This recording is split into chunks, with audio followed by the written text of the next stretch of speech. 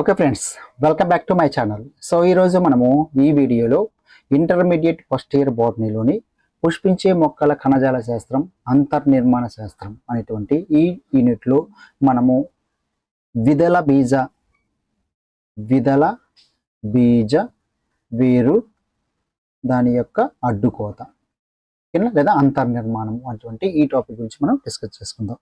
So already మనము previous వీడియోలో ఈ యూనిట్ ఏదైతే ఉందో ఈ యూనిట్ నుంచి మనము కణజాలాలు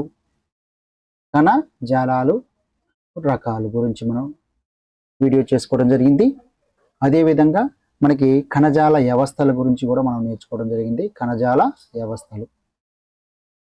కణజాలాలు వాటి రకాలు, మొక్కల్లో ఉన్నటువంటి వివిధ రకాల కణజాలాలు మరియు రకాల గురించి మనం నేర్చుకోవడం జరిగింది. అదేవిధంగా మొక్కల్లో ఉన్నటువంటి కణజాల వ్యవస్థ గురించి కూడా మనం డిస్కస్ చేసుకోవడం జరిగింది ప్రీవియస్ వీడియోలో. రైట్. సో మరి నెక్స్ట్ ఈ యూనిట్లో మనం తెలుసుకోబోయే అంశాలు మనం ఇక్కడ గమనించినట్లయితే ముఖ్యంగా ఇక్కడ మనము ఏ అంశాల గురించి డిస్కస్ చేసుకుందాం ఈ వీడియోలో అంటే, సో మూడవ టాపిక్ వచ్చరికి ఈ యూనిట్లో విదల మరియు ఏకదళ బీజాలకు సంబంధించినటువంటి వేరు, కాండం వీటి యొక్క అంతర్నిర్మాణాల గురించి నేర్చుకోవడం జరుగుతుంది. అదేవిధంగా మనకి పత్రం యొక్క అంతర్నిర్మాణం, పత్రం మరియు దాని యొక్క నిర్మాణం గురించి, అంతర్నిర్మాణం గురించి లేదా పత్రం యొక్క నిర్మాణం ఏ విధంగా ఉంటుందనే దాని గురించి కూడా తెలుసుకోవడం జరుగుతుంది. సో నెక్స్ట్ మనకి చివరిగా ద్వితీయ వృద్ధి సెకండరీ గ్రోత్ అంటాం. సో మనకి ఈ యూనిట్లో మనం ఈ టాపిక్స్ గురించి డిస్కస్ చేసుకుంటాము. ఆల్రెడీ మనం కణజాలాలు రకాలు, కణజాల వ్యవస్థ గురించి నేర్చుకోవడం జరిగింది. సో ఈ సెషన్లో మనము ఈ ద్విదళ ఏకదళ బీజాలకు సంబంధించిన వేరు, కాండం అడ్డుకోతలు, పత్రం అడ్డుకోత దాని నిర్మాణం గురించి నేర్చుకుంటాము. సో మరి ఈ సెషన్లో మొత్తం ఒకేసారి మనం నేర్చుకోలేము కాబట్టి మనం ఈ సెషన్లో ఓన్లీ ద్విదళ బీజ వేరు, అదేవిధంగా దాని యొక్క అడ్డుకోత గురించి, దాని యొక్క అంతర్నిర్మాణాన్ని గురించి మనము ఈ వీడియోలో డిస్కస్ చేసుకుందాం. Okay, right. సో టాపిక్లోకి వెళ్ళిపోయే ముందు మీకు ఒక చిన్న రిక్వెస్ట్ అండి. సో వీడియో చూస్తున్న వారందరికి కూడా లైక్ చేయండి సార్, షేర్ చేయండి. మీ అందరూ కూడా నా యొక్క రిక్వెస్ట్ అండి. సో ఇలా చేయటం వల్ల మరి వీడియో ఎక్కువ మందికి అందేదానికి అవకాశం అనేది ఉంటుంది. కాబట్టి తప్పకుండా వీడియో మీరు చూసి వదిలేయకుండా లైక్ చేయండి, షేర్ చేయండి. Right, okay. సో ఎవరైతే స్కూల్ అసిస్టెంట్ బయాలజికల్ సైన్స్ రాస్తున్నారో ఆంధ్రప్రదేశ్లో వాళ్ళందరికీ కూడా మనకి ఎస్ఏ బయాలజీకి సంబంధించి మన యొక్క యాప్ హర్షిత అకాడమీ యాప్లో కంటెంట్కి సంబంధించిన వీడియోస్ సంబంధించినటువంటి 6th నుంచి మనకి ఇంటర్మీడియట్ వరకు మనకి వీడియోస్ అనేవి తయారు చేయడం జరుగుతుంది. ఓన్లీ ఎస్ఏ బయాలజీ సంబంధించినటువంటి కంటెంట్ మాత్రమే, కంటెంట్తో పాటుగా మెథడాలజీ మాత్రమే, వీటికి సంబంధించిన వీడియోస్ మాత్రమే క్రియేట్ చేసి మనం ఒక కోర్సును తయారు చేసుకోవడం జరిగింది. సో కోర్సులో మీరు జాయిన్ అవ్వాలి అనుకున్నట్లయితే ఇప్పుడు ఇండిపెండెన్స్ ఆఫర్ అనేది మనకు నడుస్తుంది. ఈ ఇండిపెండెన్స్ ఆఫర్లో మీకు కూపన్స్ అనేవి లభ్యమవుతాయి. ఈ కూపన్స్ తోటి మీరు ఆన్లైన్ ప్లాట్ఫామ్లో మీరు పర్చేస్ చేసుకోవచ్చు. ఆ కూపన్స్ ఉపయోగించుకొని సో ఈ ఆఫర్ అనేది నడుస్తుంది ప్రస్తుతం. ఈ ఆఫర్తో మీరు జాయిన్ అవ్వచ్చు. చాలా తక్కువ అమౌంట్ మిగతా వారితో మనం పోల్చుకున్నట్లయితే. ఓకేనా? కాబట్టి ఈ అవకాశాన్ని మీరు వినియోగించుకుంటారని ఆశిస్తున్నాను. So thank you for watching. ఒకసారి మీరు చెక్ చేయండి. యాప్ డౌన్లోడ్ చేసుకోకపోతే యాప్ డౌన్లోడ్ చేసుకోండి, లేదా యాప్ డౌన్లోడ్ చేసుకుంటే ఒకసారి మీరు చూడండి. ఇక్కడ నేను ఒక టైం టేబుల్ ఇవ్వడం జరిగింది. ఆ టైం టేబుల్ ప్రకారం మీకు వీడియోస్ అన్నీ కూడా మీకు అప్లోడ్ చేయడం జరుగుతుంది. మెథడాలజీ, అదేవిధంగా 6th నుంచి ఇంటర్మీడియట్ కంటెంట్కి సంబంధించినటువంటి వీడియోస్ అన్నీ కూడా. సో ఆల్రెడీ మనం ఆగస్టు 1వ తేదీ నుంచి కోర్స్ అనేది రన్నింగ్లో ఉంది. చాలామంది జాయిన్ అయ్యారు, చాలామంది ప్రిపరేషన్ అనేది వాళ్ళు కొనసాగిస్తున్నారు. టెట్తో పాటుగా ఈ డిఎస్సికి సంబంధించినటువంటి వీడియోస్ అన్నీ కూడా, కంటెంట్ అంతా కూడా. కాబట్టి మనకి యాజ్ పర్ సిలబస్ ఏదైతే ఉందో సిలబస్ ప్రకారం మనము కంటెంట్స్ అనేవి, వీడియోస్ అనేవి చేసుకోవడం జరుగుతుంది. Okay, right. సో మెయిన్ టాపిక్కి వెళ్ళిపోదాం. ఇప్పుడు లేట్ చేయకుండా ద్విదళ బీజు వేరు, దాని యొక్క అడ్డుకోత చూడండి. సో ఈ పక్కన ఉన్నటువంటి ఈ పిక్చర్ని మనం గమనించినట్లయితే ఇది ద్విదళ బీజ వేరు. దాన్ని ఆ ద్విదళ బీజ వేరు యొక్క అడ్డుకోతను మనం చూసినట్లయితే ఈ విధంగా ఉంటుందండి. సో ఈ ద్విదళ బీజ వేరులో మనం ఏ మొక్కని ఎగ్జాంపుల్గా తీసుకుంటామంటే సూర్యకాంతం, సన్ఫ్లవర్. ఓకేనా? ఆ సన్ఫ్లవర్ యొక్క వేరుని మనం తీసుకొని దాన్ని అడ్డుకోత తీసినప్పుడు ఈ విధమైనటువంటి నిర్మాణం మనకు కనిపిస్తూ ఉంటుంది. రైట్. సో చూడండి, ఈ అడ్డుకోతలు మనం ముఖ్యంగా ఏ భాగాలు ఉంటాయంటే బాహ్య చర్మం అనేటువంటి భాగం ఉంటుంది. ఒకటి బాహ్య చర్మం, సో ఈ బాహ్య చర్మం అనేది అన్నిటికంటే ఏలుపల ఉన్నటువంటి పొర. అంటే ఈ లోపల ఉన్నటువంటి భాగాల కంటే ఏలుపల ఉన్న పొర ఏదంటే బాహ్య చర్మం. లోపల ఉన్న భాగాలను ఇది రక్షిస్తూ ఉంటుంది, రక్షణకు చేకూరుస్తూ ఉంటుంది ఈ బాహ్య చర్మం అనేది. ఈ బాహ్య చర్మంలో ఉన్నటువంటి కణాలన్నీ కూడా ఒక్కొక్క భాగం గురించి మనం డిస్కస్ చేసుకుందాం. బాహ్య చర్మం, ఓకేనా. బాహ్య చర్మం అనేది బయట పొర లేదా ఏలుపలి పొర, బయట పొర లేదా ఏలుపలి పొర, ఓకేనా. సో ఇది లోపల ఉన్న భాగాలకు రక్షణ చేకూరుస్తూ ఉంటుంది. మరి దీనిలో ఉన్న కణాలన్నీ కానీ దీంట్లో ఉన్నటువంటి కణాలన్నీ కూడా మనకి ఏ విధంగా ఉంటాయి అంటే ఏకకణ నిర్మితాలు, ఏకకణ నిర్మితాలు, ఓకేనా, ఏకకణ నిర్మితాలు. సో ఒకసారి మనం చూడండి, ఈ పింక్ కలర్ లో కనిపిస్తుంది ఇదంతా కూడా మనకి ఏం చెప్పుకోవచ్చు, బాహ్య చర్మం అని చెప్పుకోవచ్చు. ఈ బాహ్య చర్మం అంతా కూడా ఏ విధంగా ఉంది, బయట వైపు నుండి లోపల ఉన్న భాగాలకు రక్షణ చేకూరుస్తుంది. ఈ బాహ్య చర్మం అంతా కూడా ఏక కణం, ఒకే ఒక కణం తోటి ఒకే వరుసలో మనకి అమరి ఉండటం జరుగుతుంది. దేంట్లో ద్విదళ బీజ వేరు యొక్క అడ్డుకోతలు, ద్విదళ బీజ యొక్క వేరు యొక్క అడ్డుకోతలో బాహ్య చర్మం అనేది ఒకే పొరగా ఉండి ఒకే కణాల వరుసలో ఉండి మనకి బయట ఉన్నటువంటి లోపల ఉన్న భాగాలని రక్షిస్తూ ఉంటుంది అనేది మనకి తెలుసుకోవడం జరుగుతుంది. రైట్. సో అదే విధంగా ఇక్కడ ఈ ఏకకణ వరుసలో ఉన్నటువంటి బాహ్య చర్మం నుంచి మనకి మూలకేశం అనేది కూడా ఏర్పడుతుంది అనేది కూడా మనకు తెలుసుకోవచ్చు. కాబట్టి ఇక్కడ మూలకేశాలు అదేవిధంగా బాహ్య చర్మ కణాలన్నీ కూడా ఇవన్నీ కూడా ఏకకణ నిర్మితాలు అని మనం తెలుసుకోవచ్చు. కాబట్టి బాహ్య చర్మం నుంచి ఏమి ఏర్పడుతున్నాయి, మూలకేశం ఏర్పడుతుంది, ఇది కూడా ఏకకణ నిర్మితాలు. ఏకకణ నిర్మితాలు అయినట్టు మూలకేశం దేని నుంచి ఏర్పడుతుంది అని అడిగినప్పుడు బాహ్య చర్మం నుంచి ఏర్పడుతుంది అని మనం ఇక్కడ గుర్తించాలి. దేని యొక్క అడ్డుకోతలు అంటే ద్విదళ బీజ వేరు యొక్క అడ్డుకోతలు. ద్విదళ బీజ యొక్క అడ్డుకోతలు బాహ్య చర్మం నుంచి ఏర్పడే ఏకకణ నిర్మితాలు ఏవి అన్నప్పుడు మూలకేశం అని మనం ఇక్కడ గుర్తించాలి. రైట్. సో నెక్స్ట్ మనకి ఉన్నటువంటి పొర, నెక్స్ట్ ఉన్నటువంటి భాగం వచ్చేసరికి బాహ్య చర్మం కింద ఉన్నటువంటి భాగం వల్కలం, కార్టెక్స్ అంటాం, వల్కలం అంటాము. ఓకే. సో ఈ వల్కలంలో మనకి ఉన్నటువంటి కణాలన్నీ కూడా పలుచని కణ కవచాలు కలిగి ఉండటం జరుగుతుంది. పలుచని కణ కవచాలు, ఓకేనా. చూడండి ఇక్కడ నుంచి ఇదంతా కూడా మనకి ఏం చెప్పుకోవచ్చు అంటే వల్కలం అంటూ, ఇదంతా కూడా వల్కలమే. ఇక్కడ నుంచి ఇదంతా కూడా మనకి వల్కలంగా మనం చెప్పుకోవచ్చు. ఈ వల్కలంలో ఉన్నటువంటి కణాలన్నీ కూడా పలుచని కణ కవచాలను కలిగి ఉంటుంది. ఈ కణాలన్నీ కూడా పలుచని కణ కవచాలను కలిగి ఉంటాయి. అదే విధంగా ఈ పలుచని కణ కవచాలు కలిగి ఉంటే ఈ కణాల మధ్య కణాంతర అవకాశాలు అనేవి ఉంటాయి అనేది మనం ఇక్కడ గుర్తుపెట్టుకోవాలి. కణాంతర అవకాశాలు ఏంటి? కణాంతర అవకాశాలు అంటే ఒక కణానికి మధ్య ఇలా కణం అనేది ఉన్నప్పుడు ఈ కణాలకి మధ్య మనకి ఈ విధంగా ఖాళీ ప్రదేశాలు అనేవి ఉండటం జరుగుతుంది. ఓకేనా. ఈ విధంగా కణానికి మధ్య ఉన్నటువంటి ఈ ఖాళీ ప్రదేశాన్ని కణాంతర అవకాశాలు అంటాము. కాబట్టి వల్కలంలో ఉన్నటువంటి కణాలన్నీ కూడా కణాంతర అవకాశాలను కలిగి ఉంటాయి. మరి బాహ్య చర్మంలో ఉన్నటువంటి కణాలు కణాంతర అవకాశాలను కలిగి ఉంటాయి అంటే లేదు. బాహ్య చర్మంలో ఉన్నటువంటి కణాలన్నీ కూడా ఒకే వరుసలో ఉంటాయి, కణాంతర అవకాశాలు లేకుండా ఉంటాయి అనేది మనం ఇక్కడ గుర్తుపెట్టుకోవాలి. రైట్. సో మరి ఈ వల్కలంలో ఉన్నటువంటి ఎటువంటి కణజాలం ఉంటుందంటే మృదు కణజాలం అనేది ఉంటుంది. కణజాలాల్లో మనకి తెలుసుకోవచ్చు, కణజాలలో రకరకాల కణజాలాలు, మృదు కణజాలం, దృఢ కణజాలం, స్థూలకోళ కణజాలం, ఇలా రకరకాల కణాలు ఉన్నాయి. సో ఇక్కడ వల్కలంలో ఉన్నటువంటి కణజాలం ఏంటంటే మృదు కణజాలము. ఓకేనా. సో వల్కలంలో ఏ విధంగా ఉంటుందంటే వల్కలం అనేది బాహ్య చర్మం కింద ఉంటుంది, పలుచని కణ కవచాలను కలిగి కణాంతర అవకాశాలను కలిగి అది కణాంతర అవకాశాలను కలిగినట్టు మృదు కణజాలంతో ఏర్పడింది ఏంటంటే వల్కలం. ఓకేనా.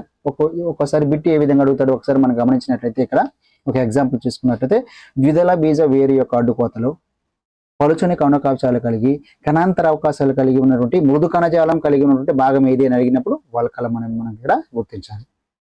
ఓకేనా. వల్కలంలో ఉన్నటువంటి కణజాలాలు లేదా కణాలు అనేవి ఈ లక్షణాలు కలిగి ఉండటం జరుగుతుంది. రైట్. సో నెక్స్ట్ మనకి వల్కలం తర్వాత ఉన్నటువంటి భాగం అంతఃచర్మము. ఓకేనా. అంతఃచర్మం. సో ఇదంతా కూడా ఏం చెప్పుకున్నాము ఇక్కడ నుంచి, ఇదంతా కూడా మనకు వల్కలం అన్నాడు. వల్కలం యొక్క లోపల వైపున ఇక్కడ వల్కలం అనుకుంటే ఆ వల్కలం యొక్క లోపల వైపున ఒక పొర అనేది ఉంటుంది. ఓకే. వల్కలంలో అన్నిటికన్నా అలాగే వల్కలం యొక్క లోపల వైపున మనకి ఒక పొర అనేది ఉంటుంది. ఆ పొరనే అంతఃచర్మం అంటాము. సో దీనిలో ఉన్నటువంటి కణాలు చూడండి, ఇది మనకి ఈ పింక్ కలర్ లో రౌండ్ కనిపిస్తుంది కదా, దీన్ని మనము ఏమంటాము అంతఃచర్మం అని చెప్పుకోవడం జరుగుతుంది. ఈ అంతఃచర్మం మనకి వల్కలం యొక్క లోపల వైపున ఒకే వరుస కణాలతోటి అమరి ఉండటం జరుగుతుంది. ఒకే వరుస కణాలతో అమరి ఉండి మనకి ఇక్కడ చూడండి అంతఃచర్మంలో ఉండే కణాలన్నీ కూడా ఒకే వరుస కణాలను కలిగి ఉంటాయి. కణాంతర అవకాశాలు అనేవి ఉండవు. కణాంతర అవకాశాలు ఉండవు అనేది మనం గుర్తించాలి. ఓకేనా? ఒకే వరుస కణాలతో ఏర్పడి కణాంతర అవకాశాలు లేకుండా మనకి ఇక్కడ పీపా ఆకారంలో ఉన్నటువంటి కణాలు అనేవి ఉండటం జరుగుతుంది. పీపా ఆకార కణాలు అనేవి మనకి కనిపిస్తూ ఉన్నాయి. ఎక్కడ ఏ భాగంలో అంటే అంతఃచర్మంలో. ఓకేనా? చూడండి అంతఃచర్మం మనకి ఎక్కడి నుంచి ఏర్పడుతుంది అని చూస్తే వలకలంలో అన్నిటికంటే లోపల ఉన్నటువంటి పొరనే అంతఃచర్మం అంటాము. అంటే వలకలం కింద ఉన్నటువంటి భాగం తర్వాత ఉన్నటువంటి భాగం అంతఃచర్మం అంటాము. ఈ అంతఃచర్మంలో ఉన్నటువంటి కణాలన్నీ కూడా ఒకే వరుస కలిగి ఉంటాయి. ఇవి ఏ ఆకారాన్ని కలిగి ఉంటాయి అంటే పీపా ఆకారాన్ని కలిగి ఉండడం జరుగుతుంది. అదేవిధంగా ఈ ఒకే వరుసలో అమరి ఉండి వాటి మధ్య ఎటువంటి కణాంతర అవకాశాలు లేకుండా ఉంటాయి అనేది మనం ఇక్కడ గుర్తుపెట్టుకోవాలి. ఓకేనా? రైట్. సో నెక్స్ట్ మనకి ఇక్కడ ఈ అంతఃచర్మంలో ఉన్నటువంటి కణాలన్నీ కూడా చూడండి, ఈ అంతఃచర్మంలో ఉన్నటువంటి కణాలు ఏవైతే ఉన్నాయో ఈ కణాల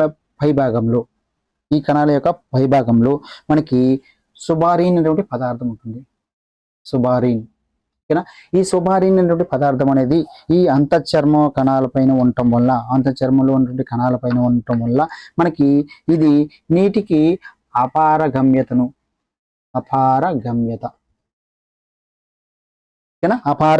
కలిగి ఉండటం జరుగుతుంది.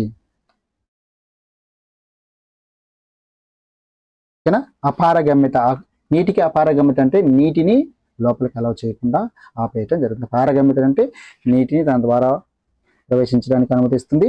అపారగమ్యత అంటే నీటిని తన ద్వారా ప్రయాణింపజేయదు. సో ఆ విధంగా మనకి ఈ అంతఃచర్మంలో ఉన్నటువంటి కణాలపైన సుబారిన్ అనే గట్టి పదార్థం ఉండటం వల్ల ఇది నీటికి అపారగమ్యతను చూపిస్తుంది.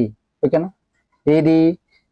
అంతఃచర్మం. సో ద్విదళ బీజ కాండం యొక్క అడ్డుకోతలు నీటికి అపారగమ్యతను చూపేటువంటి భాగం ఏది అనినప్పుడు అంతఃచర్మం అంటాము. సో అంతఃచర్మంలో ఉన్న కణాలు ఏ ఆకారాన్ని కలిగి ఉంటాయి అంటే పీపా ఆకారాన్ని కలిగి ఉండటం జరుగుతుంది. సో ద్విదళ బీజం యొక్క వేరు యొక్క అడ్డుకోతలు వలకలం కింద ఉన్నటువంటి భాగం ఏదైనప్పుడు అంతఃచర్మం అంటాము. ఓకేనా? ఈ విధంగా క్వశ్చన్స్ అడిగేదానికి అవకాశం ఉంది. చిన్న చిన్న క్వశ్చన్స్ అన్నిటిని కూడా మనం క్వశ్చన్స్ తయారు చేసుకోవాలి. రైట్. సో నెక్స్ట్ మనకి ఉన్నటువంటి అంతఃచర్మం తర్వాత ఉన్నటువంటి భాగం పరిచక్రం అండి. పరిచక్రము అంటాం. సో ఇది అంతఃచర్మం అయిపోయింది. అంతఃచర్మం తర్వాత మనకి అనేక వరుసల్లో చూడండి, ఇదొక వరుస ఇలా అనేక వరుసల్లో మనకి మృదువైనటువంటి కణజాలం అనేది ఉంటుంది, లేదా మృదు కణజాలం అని కూడా చెప్పవచ్చు.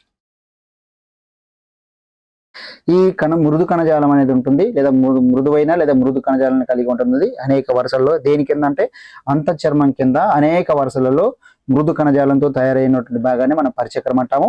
సో ఈ పరిచక్రంలో ఉన్నటువంటి కణాలన్నీ కూడా మందమైన గోడలను కలిగి ఉండటం జరుగుతుంది. మందమైన గోడలను కలిగి ఉండటం జరుగుతుంది. ఓకేనా? అంతఃచర్మం తర్వాత ఉన్నటువంటి భాగం పరిచక్రం. ఈ పరిచక్రం అనేది అంతఃచర్మం కింద కొన్ని వరుసల్లో మందమైన గోడలు కలిగి ఉన్నటువంటి మృదు కణజాలం భాగాన్ని మనం పరిచక్రం కింద చెప్పుకోవచ్చు. మరి ఈ పరిచక్రం యొక్క ఉపయోగం ఏంటి? ఈ పరిచక్రం ద్వారానే మనకి పార్శ్వవేర్లు ప్రారంభ ఉత్పత్తి జరుగుతుంది. ఏ వేర్లు? పార్శ్వవేర్లు. పార్శ్వవేర్ల ప్రారంభం ఉత్పత్తి అంటే పార్శ్వవేర్లు ఏర్పడటం అనేది ఈ పరిచక్రం ద్వారానే ఏర్పడుతుంది. అదేవిధంగా ద్వితీయ వృద్ధి జరిగేటువంటి సమయంలో సో ద్వితీయ వృద్ధి సెకండరీ గ్రోత్ అంటాము.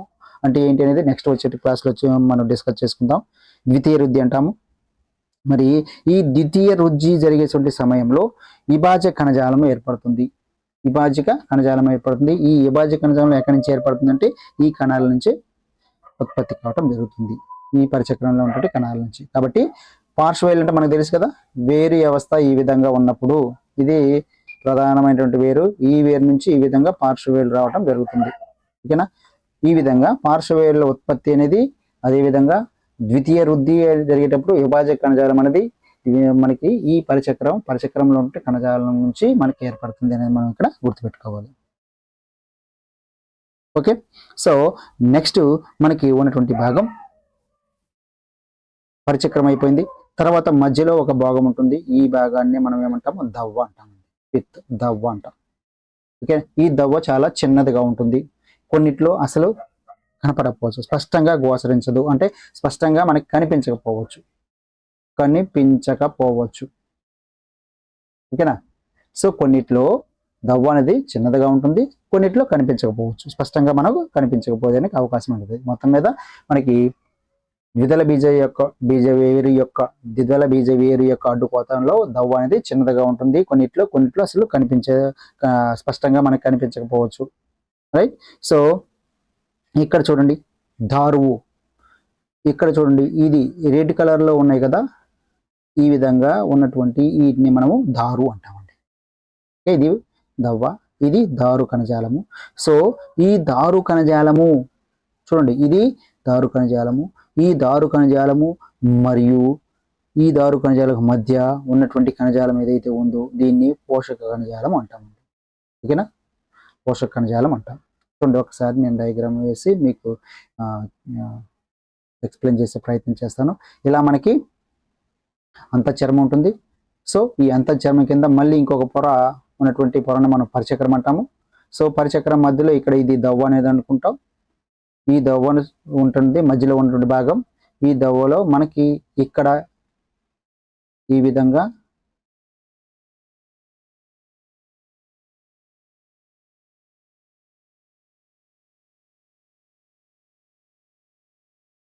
ఉంటుంది. సో ఇది దవ్వ, ఇది దారువు, దారు కణజాలము.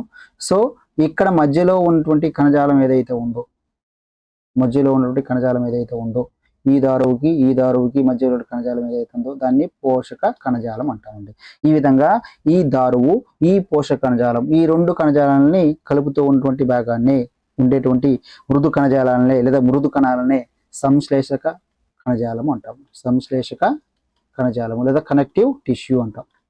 వీటి మధ్య ఉంటుంది. ఒకసారి మనం చూసినట్లయితే చూడండి, ఇక్కడ ఇది దారువు అనుకున్నట్లయితే ఇది ఒక దారువు, ఇది ఒక దారువు. ఇలాంటి దారువులు రెండు నుంచి 4 ఉండేదానికి అవకాశం అనేది ఉంటుంది. దీంట్లో ద్విదళ బీజ వేరు యొక్క అడ్డుకోతలో దారువులు ఎన్ని ఉంటాయంటే 2 నుంచి 4 వరకు ఉంటాయని చెప్పుకోవచ్చు. ఈ విధంగా ఈ దారువుకు మధ్య ఉన్నటువంటి కణజాలం ఏదైతే ఉందో దాన్ని పోషక కణజాలం అంటాము. ఈ విధంగా ఈ దారువుని పోషక కణజాలాన్ని కలిపేటువంటి కణజాలం ఏదైతే ఉందో ఈ దారువు, ఇది పోషక కణజాలం. ఈ దారువు పోషక కణజాలాన్ని కలిపేటువంటి కణజాలం ఏదైతే ఉందో దాన్ని మనం ఇక్కడ సంశ్లేషక లేదా కనెక్టివ్ టిష్యూ, సంశ్లేషక కణజాలంగా మనం చెప్పుకోవడం జరుగుతుంది. ఓకేనా. సో తర్వాత మనకి దారువులో మనకి ఇక్కడ మళ్ళీ 2 రకాల దారువులు ఉన్నాయి. ప్రథమ దారువు అంటాము, అంత్య దారువు అంటాము. ప్రథమ దారువు, అంత్య దారువు. చూడండి ఇక్కడ మనకి దారువు ఇలా ఉన్నప్పుడు, ఇలా దారువు అనేది ఈ విధంగా మనకు కనిపించినప్పుడు, ఓకేనా, మొట్టమొదటిగా ఏ దారువు అయితే ఏర్పడుతుందో దాన్ని ప్రథమ దారువు అని, చివరిగా ఏర్పడదాన్ని అంత్య దారువు అని చెప్పుకోవడం జరుగుతుంది. ఓకేనా. ఇక్కడ వచ్చరికి ఇదేమో అంత్య దారువు, ఇదేమో ప్రథమ దారువు కింద చెప్పుకోవడం జరుగుతుంది. అంత్య దారువు, ప్రథమ దారువు. ఈ విధంగా దారువులో ప్రథమ దారువు, అంత్య దారువు అనేది మనకి కనిపించడం జరుగుతుంది. ఓకేనా. తర్వాత మనకి ఈ దారువు, ఈ పోషక కణజాలాల మధ్య ఉన్నటువంటి విభాజక కణజాల వలయం అనేది అభివృద్ధి చెందడం జరుగుతుంది. ఈ దారువు ఇదే విధంగా ఇది పోషక కణజాలం అనుకుంటే, ఈ దారువు, ఈ పోషక కణజాలాల మధ్య మనకి ఏ కణజాలం అభివృద్ధి చెందుతుందంటే విభాజ్య కణజాలం, విభాజ్య కణావళి లేదా కణావళి అనేది అభివృద్ధి చెందడం జరుగుతుంది. దేని మధ్య అంటే దారువు, పోషక కణజాలాల మధ్య. రైట్. నెక్స్ట్ అంతఃచర్మం లోపల వైపున ఉండే పరిచక్రము, నాళికా పుంజాలు, దవ్వ లాంటి కణజాలాలను ప్రసరణ స్తంభంగా చెప్పుకోవచ్చు. సో ప్రసరణ స్తంభం అంటే ఏంటి, ప్రసరణ స్తంభంలో ఏ భాగాలు ఉంటాయి అని సింపుల్గా మనం క్వశ్చన్ అడిగినప్పుడు ప్రసరణ స్తంభంలో ఏముంటాయి. సో ఇది మనకి ఏంటము, అంతఃచర్మం ఉన్నాము. ఈ అంతఃచర్మం లోపల వైపున ఉన్నటువంటి పరిచక్రము, ఓకేనా, ఈ పరిచక్రము. ఓకే. సో ఈ పరిచక్రంతో పాటుగా నాళికా పుంజాలు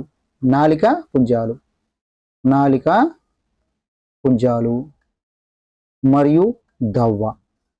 చూడండి పరిచక్రము, నాళికా పుంజాలు, దవ్వ, ఈ 3 భాగాలతోటి ఏర్పడింది ఏంటంటే ప్రసరణ స్తంభం అంటాం. ఈ నాళికా పుంజాల్లో మళ్ళీ దారువు ఉంటుంది, పోషక కణజాలం అనే 2 రకాల కణజాలు అనేవి ఉంటాయి నాళికా పుంజాలు. కాబట్టి మనకి ప్రసరణ స్తంభం ఏ భాగాలతో ఏర్పడుతుందంటే పరిచక్రం మరియు నాళికా పుంజాలు మరియు దొవ్వ అనేటువంటి ఈ భాగాలతోటి ఏర్పడింది ప్రసరణ స్తంభం అంటాం. ఓకేనా. సో ఈ విధంగా మనకి ఒక ద్విదళ బీజ మొక్కను తీసుకొని దాని యొక్క వేరును అడ్డుకోత తీసినట్టు ఈ విధంగా మనకు కనిపించడం జరుగుతుంది. ముఖ్యంగా ఇక్కడ మనకి బాహ్య చర్మం ఉంటుంది, వాల్కలం ఉంటుంది, తర్వాత ప్రసరణ స్తంభం ఉంటుంది. బాహ్య చర్మం, సో రెండోది వాల్కలం, మూడోది ప్రసరణ స్తంభం అని చెప్పుకోవడం జరుగుతుంది. సో నెక్స్ట్ ఒక్కోదాన్ని మనం డివైడ్ చేసి చదువుకోవాలి. ఆల్రెడీ మనం నేర్చుకున్నాం. బాహ్య చర్మంలో ఉండే కణాలు ఏ విధంగా ఉంటాయి, దాని యొక్క ఉపయోగం ఏంటి. వలకలం ఎక్కడ ఉంటుంది, వలకలంలో ఉండే కణజాలాలు ఏ విధంగా ఉంటాయి, దాని యొక్క ఉపయోగం ఏంటి. ఓకే. నెక్స్ట్ ప్రసరణ స్తంభం అంటే ఏంటి, ప్రసరణ స్తంభంలో ఉండే భాగాలు ఏంటి, ఒక్కొక్క భాగం ఎందుకు ఉపయోగపడుతుంది. ఇలా మనం ప్రతి దాని గురించి మనం లైన్ టు లైన్ చదువుకోవాల్సిన అవసరం అనేది ఉంటుంది. ఓకే అండి, థ్యాంక్ యూ. సో నెక్స్ట్ వీడియోలో మనకి ఏకదళ బీజ వేరు, దాని యొక్క అడ్డుకోత, దాని యొక్క అంతర్నిర్మాణాల గురించి మనం డిస్కస్ చేసుకుందాం నెక్స్ట్ వచ్చేటువంటి వీడియోలో. సో మీ అందరు కూడా చిన్న రిక్వెస్ట్ అండి, సో కోర్స్ మీరు పర్చేజ్ చేయాలనుకుంటే ఈ రోజు పర్చేజ్ చేసినట్లయితే మీకు కూపన్ రావడం జరుగుతుంది. ఆ కూపన్ తోటి మీరు మిగతా ఆన్లైన్ ప్లాట్ఫామ్స్లో మీరు ఆ కూపన్ ఉపయోగించుకొని మీకు ఆఫర్ అనేది పొందేదానికి అవకాశం ఉంది. కాబట్టి మీరు కావాల్సిన వారు వెంటనే మీరు కోర్స్ పర్చేజ్ చేసుకోండి, మీకు ఈ ఆఫర్ ఉంటుంది. సో రేపటి నుంచి మనకి ఈ కూపన్స్ అనేవి మనకి అందుబాటులో ఉండవండి. సో ఆగస్టు అంటే మనకి ఫ్రీడమ్ కాబట్టి ఆఫర్ అనేది ఇవ్వడం జరుగుతుంది. సో అభ్యర్థులు గమనించాలి. సో ఒకసారి కావాల్సిన వారు చెక్ చేసుకొని మీకు అవసరం అనుకుంటే ఉపయోగపడుతుందంటే పర్చేజ్ చేసుకోండి. Okay, thank you for watching.